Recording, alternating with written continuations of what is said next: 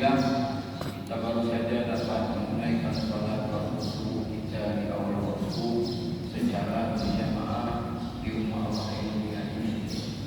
Alhamdulillah selesai daripada salat kita masih ada waktu kesempatan untuk kita mendengarkan nasihat-nasihat Allah dan Rasulnya dengan harapan apa yang kita dengar mampu kita amalkan dalam kehidupan kita sehari-hari. Allahumma ja'alna mimman yastami'una al-qawla wa yattabi'una ahsana. Para jamaah yang mulia, tadi Ustaz Erwani mengingatkan saya yang betul mengenai betul. Ya, Ustaz Erwani kalau berikan apa? Selama puasa kita tahu awan ka oraya kada inya kino baju ide baju anak dan sabunku akhir menuju gelut lantaran nanuna bak baju makanan hasil sembarangan beko mau pingat menyebabkan ulah itu hantu lupanya buku bagi dia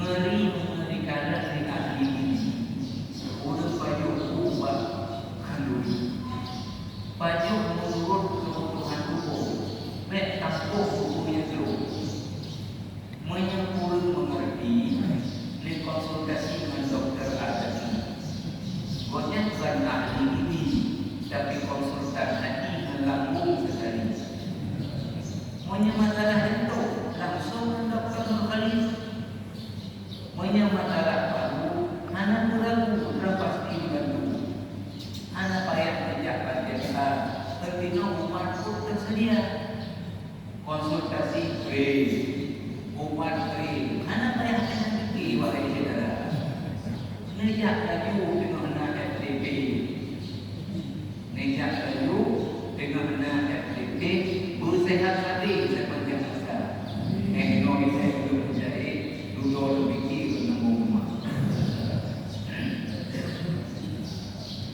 para jamaah rahimahullah, insyaallah materi kajian kita di suku yang mulia ini ringan, tetapi insyaallah sangat bermanfaat. Yang saya maksud dengan ringan bahwa kalau konsep ini tidak kita implementasikan dalam kehidupan, maka konsekuensinya adalah duniawi, bukan ukhrawi, walaupun kemudian bisa terkait dengan ukhrawi. Maka perkara-perkara duniawi ini termasuk penderitaan itu berbanding dengan konsekuensi penderitaan ukhrawi itu menjadi amat ringan. Maka Nabi Sallallahu Alaihi Wasallam di antara beliau doanya meminta kepada Allah diberi keyakinan. Dengan keyakinan itu dalam pandangannya apapun musibah dunia ini menjadi ringan. Yang penting bukan musibah akhirat. Karena di dunia ini seberat apapun penderitaannya merujuk kepada mati. Tapi penderitaan akhirat tidak mati lagi. Maka Al-Imam Al-Qayyim rahimahullah ta'ala ketika membahas tentang tafakkur, beliau mengatakan berpikir yang paling penting itu adalah pertama apa? Fikir fi masalihil ma'ad, berpikir tentang bagaimana kita bisa bahagia di kehidupan akhirat. Yang kedua adalah fiqh ijtilabina. Yang kedua berpikir bagaimana bisa mendapatkan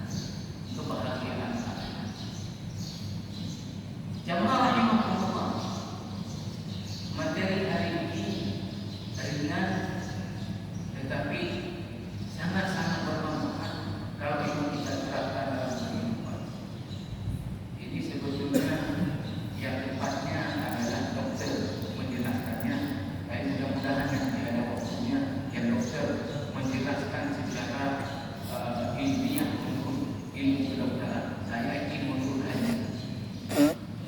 Kita awali dari hadis Nabi Sallallahu Alaihi Wasallam.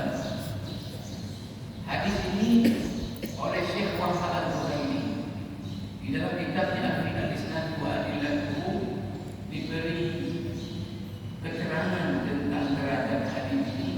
Hadis ini hadisun hasanun, hadis hasan, di bawah derajat hadis sahih, tapi tidak dhaif. Nah, ulama hadis semua sepakat hadis hasan boleh menjadi dalil rujukan. Rasulullah Sallallahu Alaihi Wasallam bersabda dari Abu Hurairah radhiyallahu anhu, "Sumu tasihu, sumu tasihu." Berpuasalah kalian, niscaya kalian akan sehat. Para jemaah yang mulia, saya rasa mayoritas kita, tentu juga tidak semua, selama kita berpuasa, kita mendapati kondisi kita itu lebih sehat berbanding di luar puasa Ramadan. Orang-orang yang ada masalah dengan kesehatannya, artinya ketika hasil tesnya banyak yang sudah lebih, kolesterolnya lebih, asam urat lebih, gula darah lebih, tekanan darah lebih, maka selama berpuasa di Ramadan, kalau ini dilakukan cek-ceknya, itu justru membaik, turun kepada hampir mendekati yang ideal. Di luar Ramadan banyak yang lebih. Ada kawan saya bilang begini, dia waktu cek semuanya lebih, kolesterol lebih, asam urat lebih, gula darah lebih, tekanan darah lebih. Ketika dicek IQ udah kurang. Jamaah rahimahullah, saya sebagai contoh, saya di luar Ramadan, berat badan saya pernah komplain ke satu apotek di Lusnawi. Waktu itu saya jadwal di Arab, setelah Isya ini ada imamnya di sini. Selalu kita pergi ke Sati Sakobi. Pulang dari situ, saya singgah di apotek, ada yang saya beli sedikit. Biasanya di apotek ada timbangan, ya, hampir semua apotek ada timbangan. Saya naik di atas timbangan. Berapa berat badan saya? 67,5. Saya tanya ke orang apotek, yang nama dari timbangan ada? Betul, lebih. Karena di pesantren saya, di kantor administrasi, timbangannya itu lebih 2 kilo. Jadi kalau 68 berarti berat kita 66. Yang lebih. Nah, itu karena saya rasa tak ada saya seberat itu. Pulang ke sini, saya coba timbangan lagi, betul banyak 67,5. Maka saya merasa geraknya itu agak berat. Kalau olahraga badminton tidak luas. Setelah Ramadan kemarin, saya timbang lagi 64,5. Ini sudah ideal dengan panjangnya saya. Mungkin ini tadi dirasakan oleh banyak orang. Sumu tasih, berpuasalah kalian, niscaya kalian akan sehat.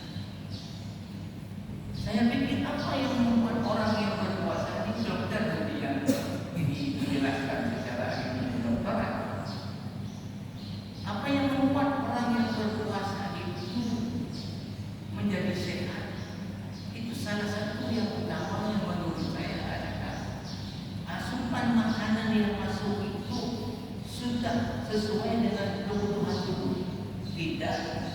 menyembelih. Maka jamaah rahimahullah, di dalam Islam ada satu tuntunan terkait dengan ini yang begitu luar biasa. Kalau ini kita praktekkan dalam kehidupan, sehingga seorang ulama ahli hadis, Al-Imam Ibnu Rajab Al-Hanbali, ini beliau pertama hadis-hadis Hindu yang dikumpulkan oleh Imam An-Nawawi ada sebanyak 42, yang lain merupakan urunan daripada hadis-hadis Hindu ini dengan kitabnya Al-Arba'un An-Nawawiyah. Ibnu Rajab selain mensyarah menjelaskan ke-42 hadis, beliau tambah lagi 8 hadis-hadis Hindu. Salah satu yang beliau masukkan sebagai hadis Hindu di dalam susunan kitab beliau, hadis ke-47, As-Sabi wal Arba'un. Beliau masukkan ini sebagai salah satu hadis Hindu karena beliau melihat Imam An-Nawawi belum ada hadis yang bicara tentang pola makan dalam hidup ini. Pada hadis Islam ada tuntunan tentang masalah ini, maka beliau angkatlah hadis ini. Hadis diriwayatkan oleh banyak perawi, Imam Ahmad, At-Tirmidzi, An-Nasa'i, Ibnu Majah. At-Tirmidzi menyebutkan hadis ini adalah hadis hasan. Dan Profesor Dr. Syekh Muhammad Bakar Ismail dalam kitabnya Wasaya Rasul justru mengatakan hadis ini derajatnya adalah sahih, di atas daripada hasan seperti Imam At-Tirmidzi. Bagaimana Rasulullah SAW bersabda, "Anil Miqdam radhiyallahu anhu qala, sami'tu Rasulullah sallallahu alaihi wasallam yaqul," kata Al-Miqdam bin sahabat, saya telah mendengar Nabi sallallahu alaihi wasallam bersabda, "Man ala abnu Adam wi'an syarran min batni, bihasan ibni Adam luqaymatun yuqimna sulbahu, fa in kana la muhalata fasulusan li ta'amihi wa thuluthan li syarabihi wa thuluthan li nafasihi." Nabi bersabda dari hadis ini, kata Nabi, "Man mala'ahu Adam wi'an syarran min batni." Dan ada tempat yang diisi oleh manusia ini yang lebih buruk melainkan buruknya. Bihasabi bani Adam luqaymatun yuqimna sulbah. Cukuplah kalau seseorang itu makan luqaymat. Luqaymat itu dalam bahasa Arab adalah dia tasghir, ya, yang diperkecil dari luqmatun. Luqmah itu dalam bahasa Arab potongan. Luqaymat potongan yang kecil. Kalau bahasa Arab misalnya laut itu bahrul, lebih kecil dari laut danau buhairah, namanya tasghir. Jadi di sini kata Rasulullah, cukuplah kalau seseorang itu makan luqaymat, beberapa potong yang kecil daripada daging, daripada roti, yuqimna sulbahu, untuk cukup menegakkan tulang punggung. Maknanya di sini apa? Kalau seseorang makan, maka makanlah tubuhnya tidak berlebihan, cukup untuk sehat, jangan berlebihan. Sehingga digunakan bahasanya cukup indah kalau orang bahasa Arab. Luqmah saja sudah potongan. Ini dikecilkan lagi, luqainah, cukup beberapa potong roti. Jangan berlebihan, cukup untuk menegakkan tulang punggung. Maknanya cukup untuk kebutuhan nutrisi. Jangan makannya berlebihan. Maka disambung oleh Rasulullah, fa in kana lahu halaka, kalau makan fasulusun li ta'amihi, tolong lambungnya dibagi. Fasulus li ta'amihi, sepertiganya untuk makanan. Wasulus li syarabihi, sepertiganya lagi untuk minuman. Wasulus li nafasihi, sepertiganya kasih ruang untuk bernafas. Daripada mobil, waktu bernafas lama, amurung. Ini hadis ketika dibaca oleh seorang dokter Arab dulu, namanya Ibni Masawi. Ini ada di dalam kitabnya Ibnu Rajab Al-Hambali, Jami' al-Ulum wal Hikam. Beliau baca dari mana? Dari kitabnya Abi Khaisama. Ini ahli hadis. Setelah membaca hadis ini, apa komentar dokter Arab ini dulu? Lau istakmala an-nasu hadhihi al-kalimati, sekiranya manusia menerapkan konsep hadis ini dalam hidupnya, la salimu minal amradi wal asqam, sungguh mereka itu akan selamat dari berbagai penyakit. Sungguh mereka akan terhindar dari berbagai penyakit. Walata'aqna dakatilu asyadah, maka apotik-apotik akan turun.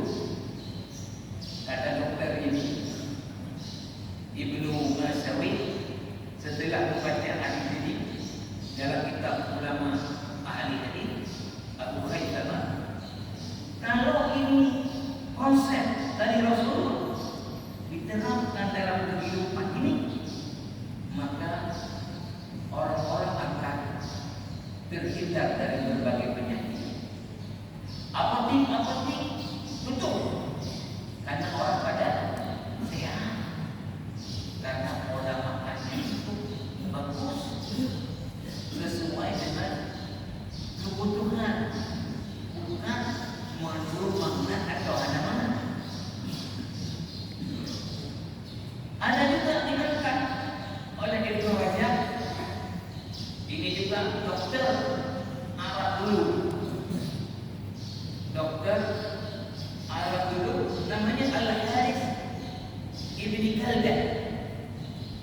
Al-Harith Ibni Kaldah mengatakan apa? Al-himyatu raqsud dawa wal batnatu raqsud da. Al-himyatu raqsud dawa, pencegahan inilah obat yang terbaik. Nah, ini kalau kita sudah pasti ya. Usaha pencegahan biar tidak kena penyakit, inilah the best obat. Raqsud dawa wal batnatu raqsud da, induknya penyakit, kata dokter Al-Harith Ibni Kaldah ini adalah perut. Nah, dokter mesti bisa jelaskan hadis ini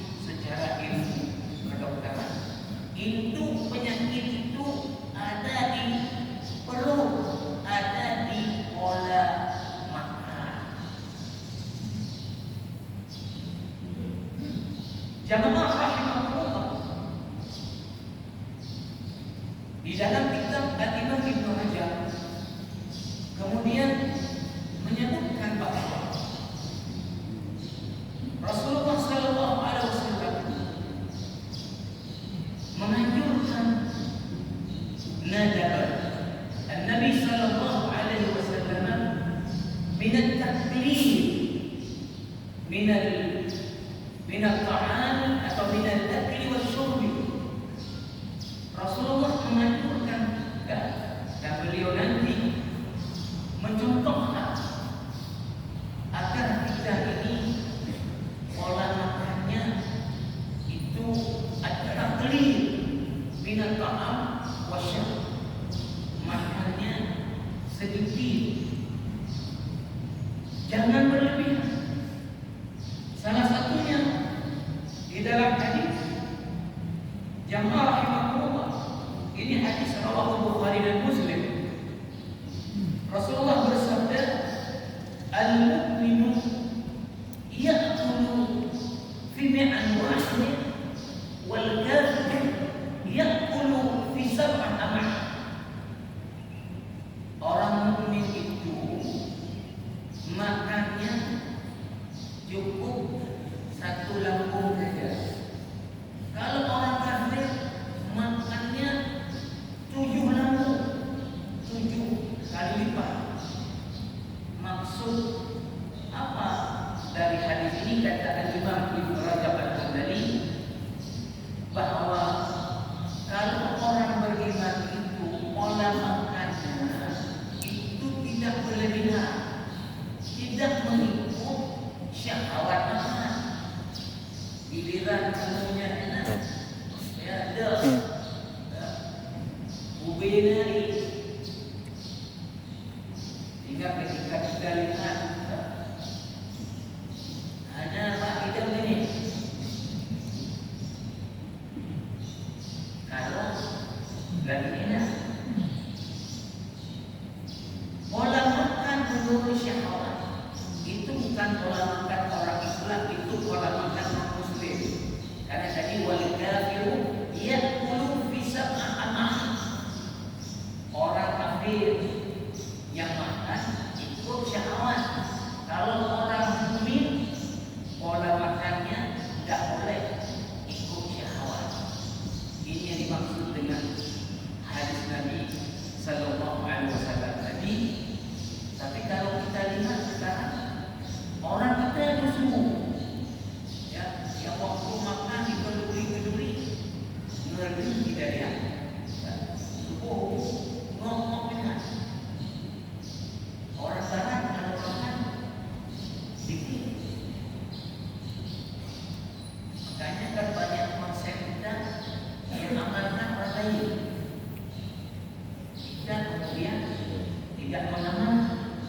Padahal konsep makan orang beriman kata Rasulullah itu sesuai dengan kebutuhan.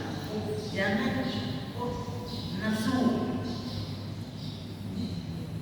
Kemudian jamaah rahimahullah, Rasulullah dalam hadis Sahih Bukhari dan Muslim lainnya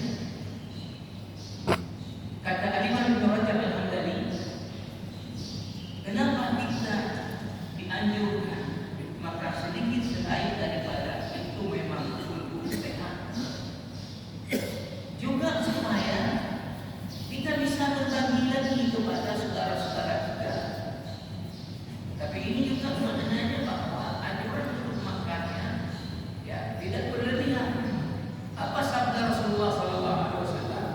Ta'amul wahidi yakfil itsnain wa ta'amul itsnain yakfil thalatha wa ta'amul thalatha yakfil arba'a. Makan jatah satu orang kata Nabi itu kalau dimakan 2 orang cukup 2. Makanan untuk 2 orang kalau dimakan 3 orang cukup juga. Makanan 3 orang kalau dimakan untuk 4 orang itu cukup.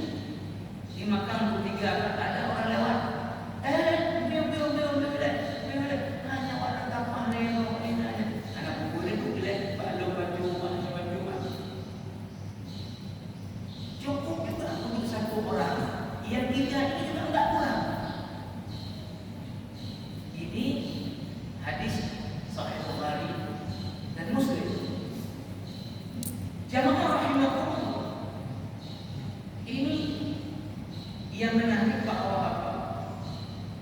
Abdullah bin Umar meriwayatkan satu hadis. Hadis ini jamaah rahimahullah diriwayatkan oleh Imam Ahmad dalam kitabnya Al-Musnad. Apa ini hadis? Anna Nabi sallallahu alaihi wasallam ra'a rajulan saminan. Nabi pernah tengok laki-laki yang gendut, perutnya offset. Ya. Nabi pernah tengok orang yang gendut. Ra'a rajulan saminan. Maka kemudian apa Nabi? Faja'ala yumi'u biyadihi ila batnihi wa yaqul. Kemudian Nabi memberi kode, tidak menunjuk, tapi memberi kode. Ini maksudnya apa? Nabi ketika menasihati orang tentu dengan penuh etika supaya orang ini tidak tersinggung dan tidak malu. Maka lafaz hadisnya bukan wa asyara ila batnihi. Nabi tunjuk ke perutnya. Yumi'u biyadihi ila batnihi. Nabi isyaratkan ke perutnya, artinya mendekati orang ini, lalu kemudian ini terjemahan juga ya, dicupek ke perutnya. Lalu Nabi bersabda apa? In kana hada fi ghairi hada lakana khairan laka. Yang lebih menyebutkan aku tapi bahkan kaki yang lebih untuk maknanya apa kata Rasulullah? Yang lebih ini yang namanya gerbang ini, kalau bukan di perut ledaknya, di tempat yang lain, lakana khairan laka. Maknanya kalau lebih sholat tahajudnya bagus, ya, lebih banyak sedekahnya bagus, ya, lebih banyak zikirnya bagus, lebih bagus. Yang lebih pun bagus. Jadi Rasulullah melihat seseorang yang perutnya gendut, beliau dekati. Tapi beliau tidak kemudian tadi menunjuk. Karena kita kan orang yang seperti itu langsung di depan-depan orang, ayo guru raya buat boleh, betul kami. Itu tidak ada etika. Ya, tersinggung orang. Tapi Nabi tidak mendekatinya, kemudian Yumi mengisyaratkan kepada ingkana ada fi ghairi ada lakana khairan laka. Kalau yang lebih ini ya bino yubi wa ulai nya boleh. Maknanya aku yang perlu boleh coba. Tadi boleh baik. Karena jika lebih aku biarkan lebihnya dipegang Bapak, ketika Bapak lebih Bapak dulu. Maka Nabi menginginkan, ya, menasihati orang tersebut. Kemudian jamaah rahimahullah di dalam hadis yang diriwayatkan oleh Ibnu Majah, tetapi hadis ini dikomentari oleh Ibnu Rajab. Dalam sanadnya itu ada kritikan dari para ahli hadis tentang kesahihan hadis ini. Apa yang terjadi? Kata Abdullah bin Umar, tajashsha'a rajulun 'inda Nabi sallallahu alaihi wasallam faqala kuffa 'anna jasha'aka fa inna aktsaruhum syab'an fid dunya atwaluhum ju'an yaumil qiyamah. Kata Abdullah bin Umar, anaknya Ibnu Khattab, ada seseorang itu tadasya'a 'inda Nabi. Dia tadasya'a itu artinya apa? Mengeluarkan roh. Ada seseorang mudra'ab di depan Nabi karena kekenyangan. Lihat beliau. Maka kata Nabi kepada orang ini, "Kuffa 'anna jasya'aka." Nabi pernah mengatakan, "Atwaluhum syab'an fid dunya, aktsaruhum syab'an fid dunya, atwaluhum ju'an yaumil qiyamah." Orang paling banyak kenyang di dunia ini paling lama lapar di akhirat nantinya. Tapi hadis ini tadi dalam sanadnya diperdebatkan oleh ulama hadis. Berarti ada perawi yang tidak memang belajar tidak menjelaskan dan dilemahkan dalam hadis ini. Bahwa Nabi tadi mengatakan orang yang paling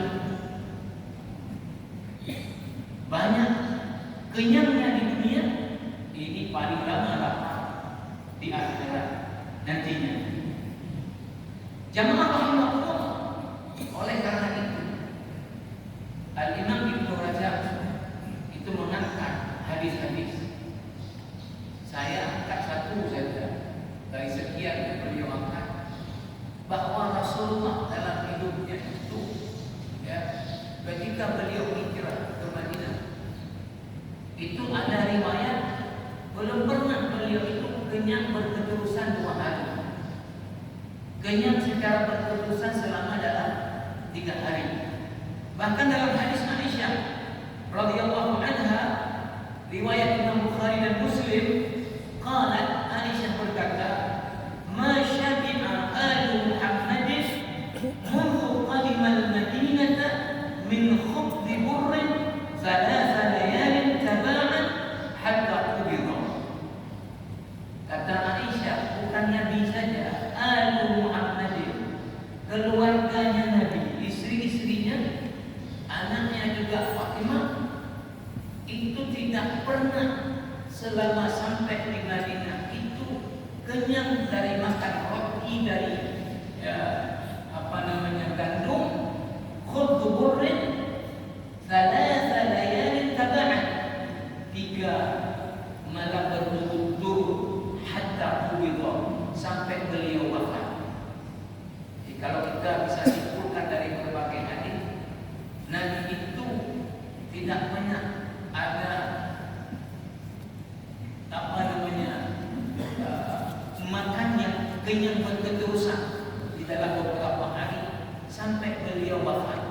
Artinya tadi beliau lebih memilih, ya, sedikit makan, ya, walaupun itu makanannya ada, sehingga dikatakan oleh Ibnu Rajab tadi, Abdullah bin Umar sekalipun punya kekayaan, tapi beliau lebih memilih untuk apa?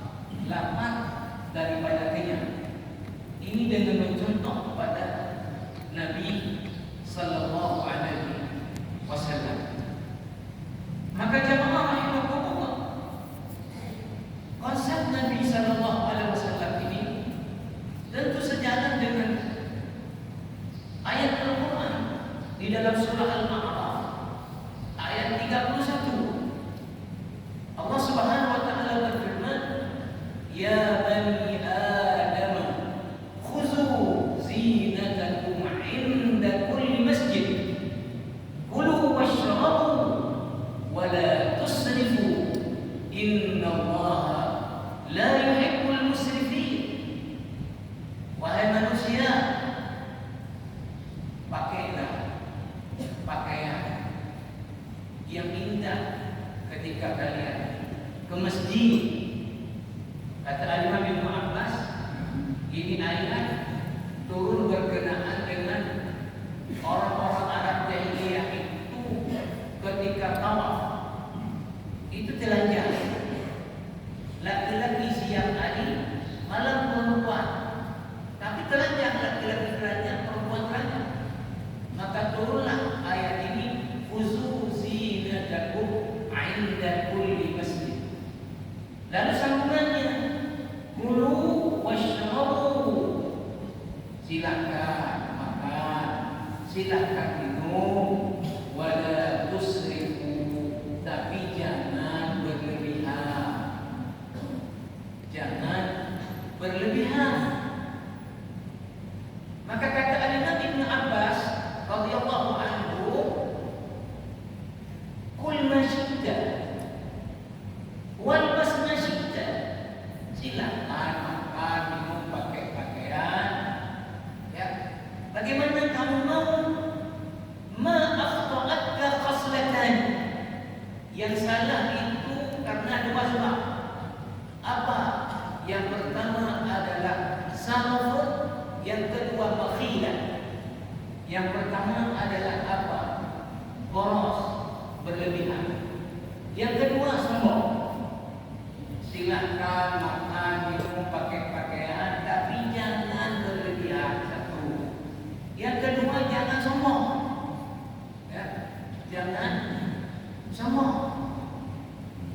Sehingga Nabi Sallallahu Alaihi Wasallam di dalam hadis riwayat daripada Imam Ahmad itu mengatakan, kulu washrabu walbasu watasaddaqu. Silakan makan, minum, pakai pakaian, bersedekah, min ghairi makhilatin wala sarafin. Yang penting jangan untuk sombong, jangan berlebihan. Ayat ini, kulu washrabu wala tusrifu.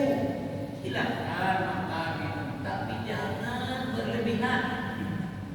Qala ba'du salaf, di dalam tafsir ringkasan dari tafsir Ibnu Katsir, Umdatul Tafsir, disebutkan bahwa sebagian ulama salaf mengatakan, ulama salaf sahabat, tabi'in mengatakan apa?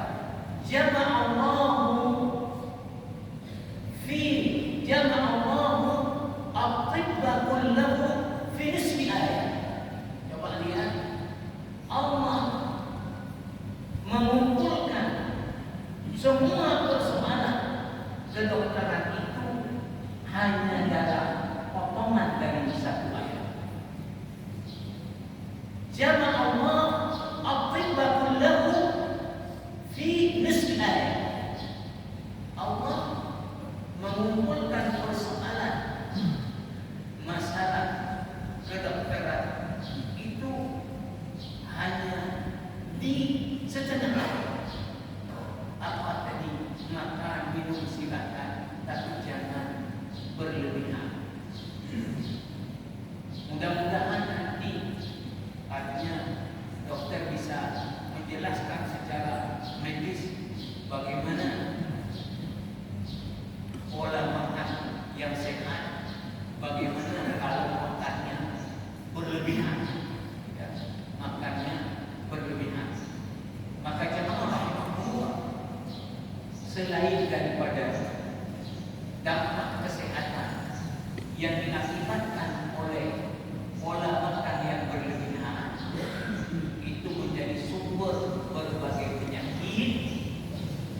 Juga Al-Imam Ibnu Rajab menjelaskan, dia juga punya dampak lain selain dampak dari kesehatan secara fisik. Dia juga akan berdampak kepada jiwa kita, berdampak kepada jiwa kita. Diangkat di situ banyak oleh Ibnu Rajab tentang pernyataan-pernyataan para sahabat tabi'in tentang apa yang akan terjadi kalau orang makannya berlebihan di luar daripada masalah kesehatan. Saya angkat satu saja. Ibrahim bin Adham ini orang yang petuah-petuahnya dijadikan orang keluar meninggalkan kemewahan istana, pilih hidup untuk Allah, maka semua kalimat yang keluar dari mulutnya adalah kata-kata mutiara. Ibrahim bin Adham. Apa kata Ibrahim bin Adham seperti itu kitabnya? Man dhabbata batnahu dhabbata dinahu. Siapa yang mengatur pola makannya, dia sesungguhnya bahasa mudahnya sudah menerapkan konsep agama dalam hidupnya. Wa man malaka jum'ahu malaka al-akhlaqul karimah. Siapa yang artinya lebih memilih dapat daripada artinya, orang itu akan memiliki akhlak yang mulia. Wa inna ma'siyatallahi qaribatun minasyab'an ba'idatun minal ja'i'. Sesungguhnya maksiat itu akan dekat kepada orang yang kenyang dan dia jauh dari orang yang lapar. Wasyata' yumitul qalba wa minhu yakunu al-faraju wal marah wal dhahik. Kenyang itu akan mematikan hati, dan dari situlah kemudian timbul al-faraj, orang apa namanya ya, wal marah, kemudian wal dhahik, membuat orang kemudian hidupnya banyak tertawa, hidupnya banyak hura-hura, banyak candanya. Jadi orang yang kenyang kata Ibrahim itu mematikan hati, dan dari situlah kemudian hidupnya banyak apa? Canda bohong, banyak tertawa, karena hatinya keras, tidak ingat kepada mati dan kehidupan akhirat. Maka di mana-mana banyak canda bohong, banyak tertawa, karena apa? Karena sering kekenyangan, karena pola makannya itu yang tidak diatur. Ini sesuatu yang saya pikir ya luar biasa, konsep sudah diberikan. Maka kalau ini tadi kita terapkan, itu banyak kata ulama Dr. Arab tadi akan selamat dari berbagai penyakit dan apotik-apotik ya mungkin membutuhkan orang-orang sudah pada sehat. Terakhir ada seorang kawan kami ya, sudah almarhum, mudah-mudahan Allah dapatkan kuburnya ampuni dosa. Itu ya, baru makan nasi apa jauh hidup. Kalau kita ingatkan, itu kan jauh hidup, kan mulai apa jawabannya? Mini. Masih porsi. Ditambah lagi urutan apa? Ayo, urutan roda. Urutannya ayo terus. Sahabat ini kemudian sampai komplikasi, sampai kemudian meninggal dunia. Alhamdulillah ada nih di tengah-tengah kita ini yang perlu kita contoh. Tapi saya tak perlu sebut namanya, nanti bocor usia. Apa? Sangat mengatur pola makannya sampai menghitung kalori, sehingga beliau tak makan nasi sama sekali. Kita lain umur, baju sama keadaan. Ya. Nah, betul-betul pola makannya dijaga luar biasa. Ini perlu kita contoh. Ada juga awal kita di sini, tak perlu kita sebut juga namanya, contoh manusia. Ya. Itu beliau karena pernah sakit ini. Jadi kalau ada makanan yang akan menyebabkan itu nanti naik kolesterolnya, naik asam uratnya, itu kemanapun kita rayu enggak akan dia makan, walau sedikit. Yang terakhir, makanan itu tetap tidak makan. Ini perlu kita contoh. Jangan contoh kepada orang muda stroke, hari nanti dapat yang ini jamaah rahimahullah, mudah-mudahan akan manfaat. Nanti mungkin dokter bisa lebih menjelaskan secara ilmiah. Wassalamualaikum.